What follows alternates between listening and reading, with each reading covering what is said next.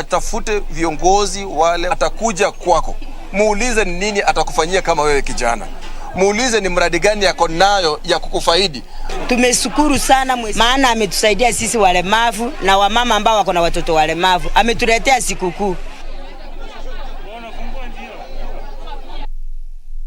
Now, statistics from the National AIDS Control Council has disclosed that 46% of adolescents aged between 15 to 24 years in Busia County are infected with HIV. The regional coordinator of the agency, Steve Kithaka, says that the country's 6.7% prevalence rate is higher than the national average of 4%, calling for urgent interventions. Prevalence rate of the HIV among youth in Busia County is now worrying stakeholders in the medical sector. NACC Regional Coordinator Steve Kithaka said that they were working with various stakeholders to ensure that commodities are availed the population to prevent spread and bring down the rate of infection. We have the new infections in Busia being recorded among the adolescents and young persons. Over 46% of new HIV infections take place among the adolescents and young persons. That contributes to about 46%. Busia County has about 6.7% HIV prevalence rate. He urged parents to monitor their children during their festivities to be able to know their behavior. Elsewhere, Embu County has received a donation of assorted information and communication technology equipment worth 9 million shillings from United States Agency for International Development. The shift to electronic recording, according to Jamii Tekelezi program, Chief Patron Mutugi Murithi, is set to herald a new dawn in HIV/AIDS management and enable healthcare providers to obtain real-time data for good and timely decision-making. Using an electronic system, real-time, what we are calling point of care, a clinician is able to quickly retrieve information about a patient, information that is used to manage the current condition that patient may be presenting with. And a family of 5 from Empuyankat village, Kajiado East, has been left homeless after unknown goons raided their home, leaving a trail of destruction.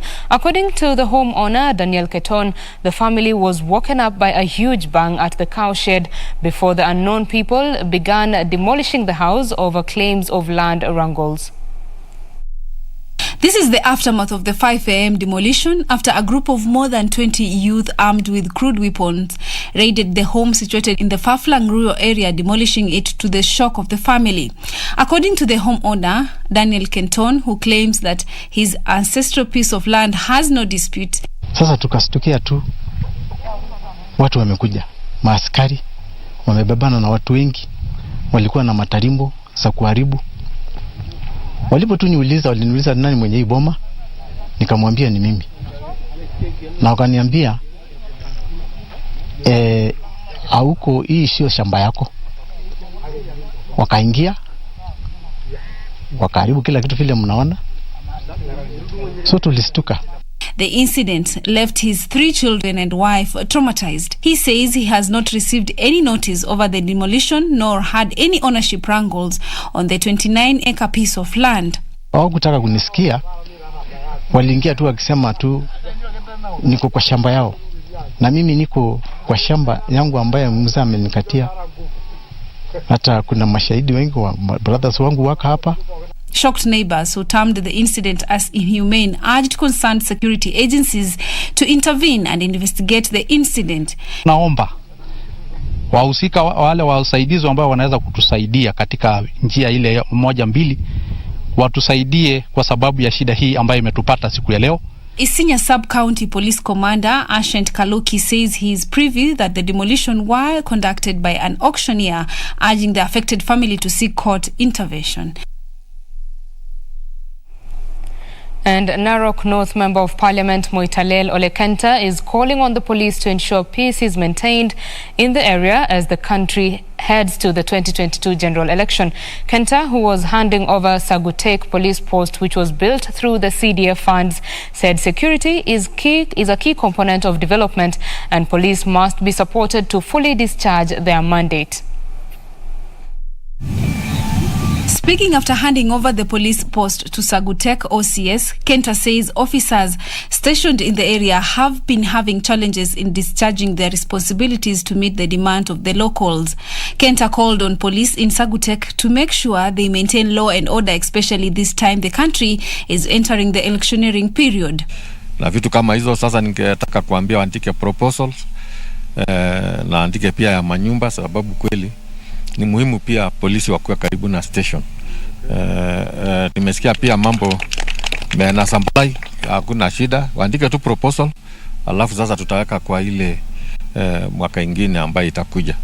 He thanked the CDF for allowing them undertake infrastructures development for police officers who are critical in moving the nation forward. Nitatafuta pia njia ya kuzungumza na serikali. Ndio kuna sababu lazima kuwe na location ya mahali kama hapa, na pengine hata kuna shida ya gari. Kama mna gari, na hiyo ni mbaya sana, sababu mahali kama hapa inahitaji gari.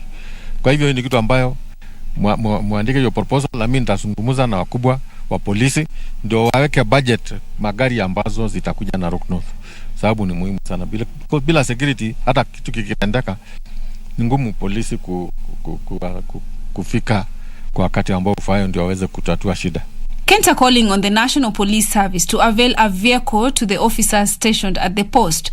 The officer in charge of the post, Julius Wangombe, commended the legislature for stepping in to help officers stationed in the area. As you can see, initially we had some structures that would not really qualify to be called a police post or rather a police station. But we do thank them a lot. And I think it is in this spirit that members of public are going to be served. For Lunchtime News, I'm Zainab Said.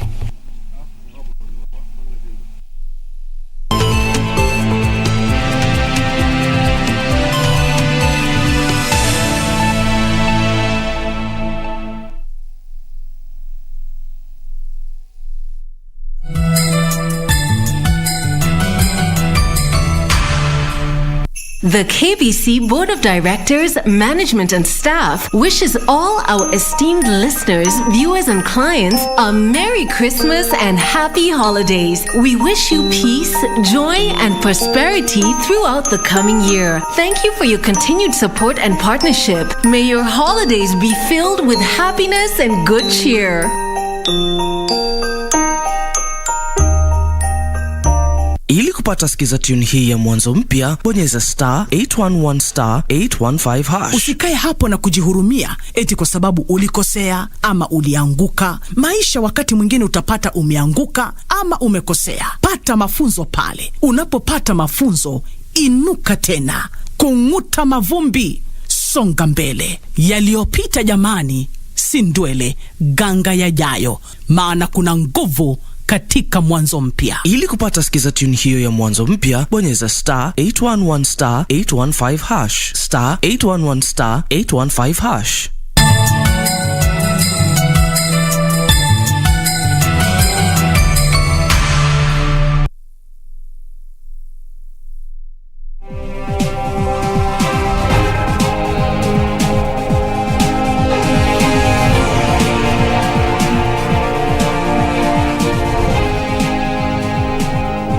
Staying with Channel 1, this is Lunchtime News and I am Betty Kiptum.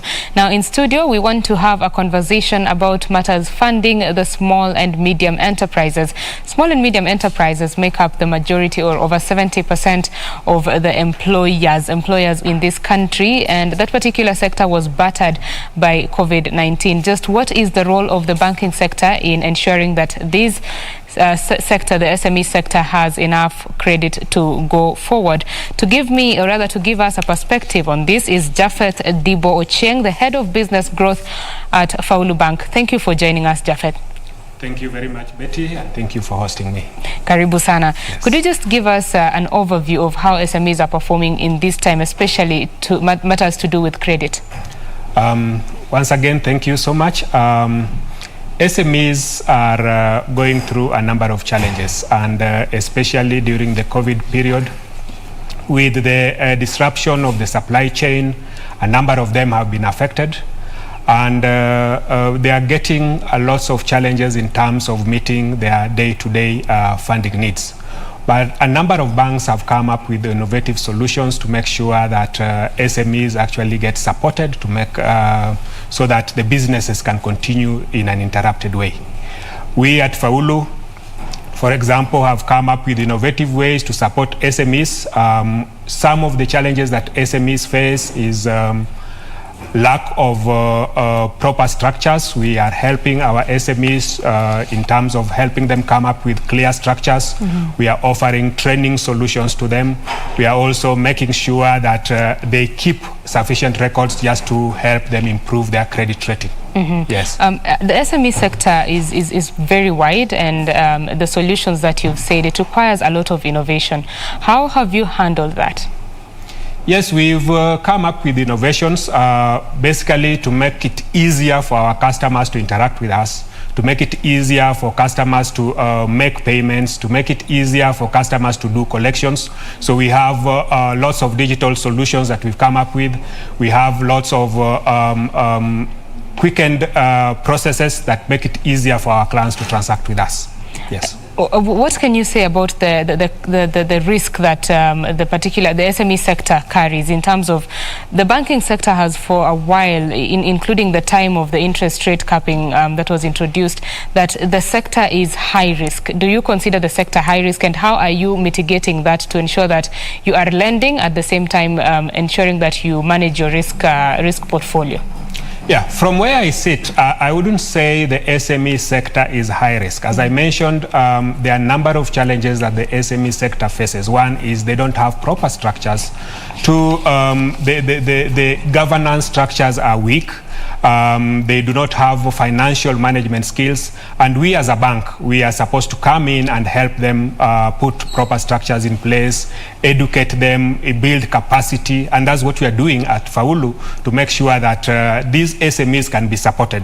Once we do that, then we know that if we lend to them, they'll be able to pay us back our money. Yeah. It's good that you mentioned the bit about paying back. What exactly are you doing to ensure that once these SMEs receive their loans, they can use it rightfully and ensure that they are making enough money to pay back the loans and even sustain their businesses? It's more to do with financial management. Do they understand the business they are in? I have had interactions with a number of traders, some of which do not even keep accounts, so they'll not know whether they are making profits or not. And therefore, it's important for them to keep records so that they know I purchased this particular item at this price. I incurred this cost to bring the item at this location, and I also incurred this cost to make sure I could sell it to the next person. So how much did I actually incur in total, and what do I need to sell it at so that I make some profit? So that financial management is very, very important, and that's what we are doing to educate our customers in terms of financial management skills. Right. So as the country, the economy in general is recovering from the COVID-19 period, what would you say to SMEs even as they wade through this moment? Banks are ready to lend, and we at Faulu Microfinance Bank, we are ready to support SMEs. We have a number of solutions. We can be able to offer you trade financing. We can be able to offer you working capital solutions. We can be able to offer you capital expenditure for expansion of business. So it's really about you having clear records and demonstrating that you can be able to repay the loans. And we are here to support you for that particular purpose. Right. As we come to a close of this conversation, Japheth, what is the future of the relationship between SMEs and banks? I think the future can only be good. SMEs are the ones that control the economy. As you've mentioned, 70% of businesses are SMEs, and SMEs are the ones that are creating employment in the economy today. So banks will need SMEs to make sure that they thrive, for banks also to thrive. So that relationship can only be improved. But we are looking at a situation where the relationship will be much more through alternative channels as opposed to SMEs visiting the branches. So we are having mobile banking channels, internet banking channels as a way of making it easier for our customers to interact with us. Right. Yeah. Your closing remarks in 30 seconds? Faulu is ready to support SMEs. We have a number of solutions. Feel free to talk to us. We have a number that you can reach us on, 0711 074074, or alternatively you can send a message to 22056 with a message loan, and you will get response from us. Okay, thank you very much for giving us your thoughts. Thank you so much. That is Japheth Dibo Ochieng. He is the head of business growth at Faulu Bank, and we have been talking about funding the SMEs, ensuring that the small and medium enterprises that are driving Kenya's economy are well funded to grow their businesses and thrive. We move on to other news. Most parts of the country have been plunged into darkness after a section of the 220 kilovolt Loyangalani-Suswa electricity line collapsed, resulting in a generation shortfall. The Kenya Power says it's embarking on load management from 7 p.m. to 9:30 p.m. The power distributor says engineers from the power company and the Kenya Electricity Transmission Company are on site to restore the affected line. The 4 transmission towers that runs power from the 300 megawatt Lake Turkana wind power plant to the national grid clashed in Longonot area of Naivasha, leading to a shortfall in electricity generation. The statement issued by Kenya Power notes that the incident has led to the switching off of the Turkana power plant that is connected to Suswa substation. According to residents, the first tower fell in their homesteads during the weekend, with the other 3 following suit soon after, raising fear and anxiety in the area. They lamented of having in the past requested KETRACO to relocate families near the power line. Kwanzia hapa niko hapa 924 paka mianguka 4 ambayo sasa siko chini. This is not friendly. Haiwezi kaa tu na raia cause ikianguka ni dangerous. Ikikuangukia sasa ndio watakuja kukuchukua ama ndio watakuja kupata umeumizwa. Residents have been advised to find power alternatives and steer clear of power lines during the rains. Reporting for Lunchtime News, my name is Ibak Said. And the Special Economic Zones Authority has launched a one-stop shop at the Tatu City. The center will help investors access government services with ease. The authority has said the facility will help investors apply for business permits, approvals and licenses. The center will be opened next month. The one-stop shop at Tatu City in Ruiru, Kiambu County is expected to improve the ease of doing business in Kenya.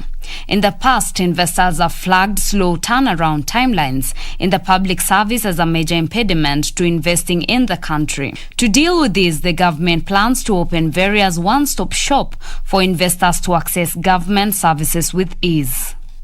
One of the barriers to a lot of investors, and not just foreign investors, also local investors, are the delays it takes for regulatory approvals from a wide range of government agencies, planning approvals, environmental approvals, and a wide range of other approvals. So the one-stop shop concept, which has been championed by the SEZ Authority, designs to streamline and accelerate that process, which is a really key component in improving the overall ease of doing business in Kenya. So it's a very important milestone for us, and I think for the country. The Special Economic Zone Authority says this will be the country's first one-stop investment center. Speaking at Tatu City Industrial Complex, SEZA's acting CEO, Dr. Mesha Kimeu, has said the center will be critical in deepening investment in the country. We're showcasing the physical infrastructure for the one-stop shop, which will be the first in Kenya. So investors and developers at Tatu City will come here. All relevant government agencies will give rapid approval on site to expedite their investment and their approvals. The one-stop shop will be a benchmark for business-centric government services and a driver of Kenya's economic growth. Established in 2015, SEZA's core objectives are to provide for establishment of SEZ in Kenya to promote and facilitate business for global and local investors and to create an enabling environment for investments in the country. Companies that set base in SEZ enjoy 10% corporate tax for 10 years and 15% of the subsequent 10 years. Import duty exemptions and zero-rated VAT, among other business-friendly benefits. Reporting for Lunchtime News, I am Teresa Mutai. And the East African Community Heads of State are currently convening for the 18th Extraordinary Summit to consider the report on the admission of the Democratic Republic of Congo into the regional bloc. DRC, a mineral-rich country with a population of 90 million people, is anticipated to formally join the community before April 2022. Has undertaken 7 out of the 10 agreed steps towards admission of the DRC into the community, with a verification exercise launched by President Felix Tshisekedi of the DRC on the 25th of June 2021. By November 22nd, a verification report was tabled after a visit to Kinshasa to ascertain the country's level of conformity with the criteria for admission. The report considered, among other things, the institutional frameworks in place, policies, projects and programs, areas of cooperation with other East African country partner states, and DRC's expectations from its membership to the community. Further, the negotiations in today's meeting will take into account the country profile of the DRC and its level of compatibility with the EAC stages of development in trade liberalization and development, cooperation in investment, and industrial development. The summit is also expected to consider the amendment of the quorum rule of the summit of the EAC heads of state, the roadmap for the accelerated integration of the Republic of South Sudan into the EAC, and the verification exercise for the admission of the Republic of Somalia into the community.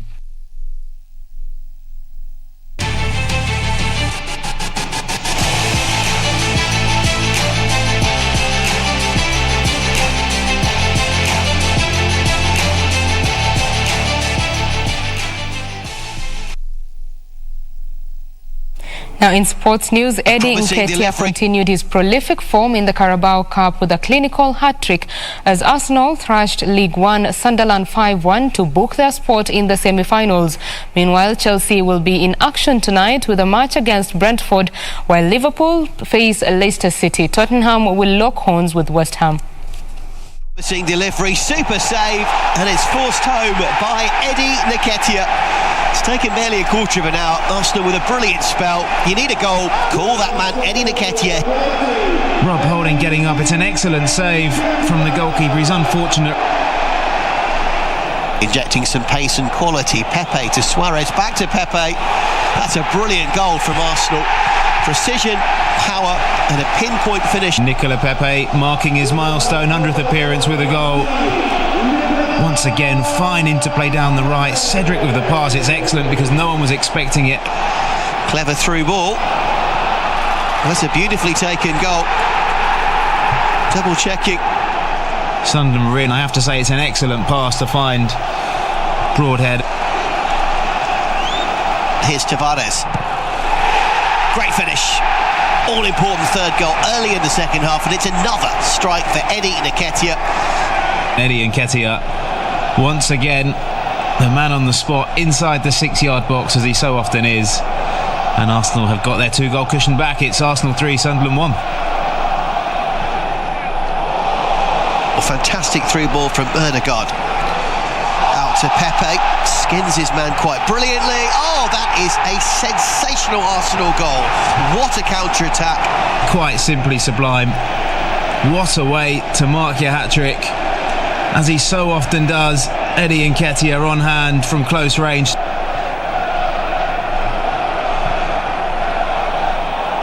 Great ball over the top. Pepe is onside. Oh, and it's another beautifully worked goal. And it's the youngster Charlie Patino off the bench. What a moment for him.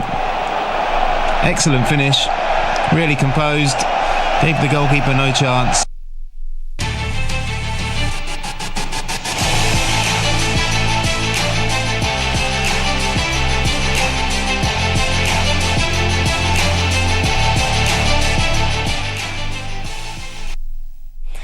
And that is where we close Lunchtime News this afternoon. Remember, the news is always real-time updated online at KBC Channel 1 on Twitter. On Facebook, we are at KBC Channel 1 News, and our website is at www.kbc.co.ke. Thank you very much for keeping us company. My name is Betty Kiptum, and Ann Wangeshi is my colleague on the sign language interpretation. Have yourself a lovely afternoon. Bye-bye.